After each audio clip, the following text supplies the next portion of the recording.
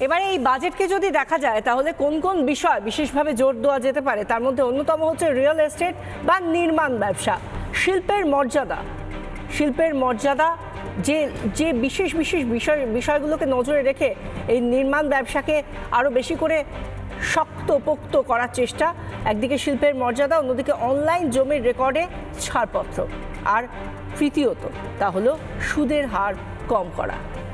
এই লক্ষ্যমাত্রাগুলো নিয়ে যেটা আমরা বলছিলাম যে 7 রথী মহারথীকে সঙ্গে নিয়ে এবার, অর্থাৎ 7 জন সচিবকে সঙ্গে নিয়ে এবার যে বাজেটের রূপরেখা তৈরি করেছেন নির্মলা সীতারামন, সেই বাজেট পেশ হতে চলেছে। তার মধ্যে কিভাবে তার মধ্যে নির্মাণ শিল্পকে এগিয়ে নিয়ে যাওয়া হবে, সেটাতেও একটা অন্যরকম দিশা দেখাতে পারেন নির্মলা সীতারামনের এই বাজেট।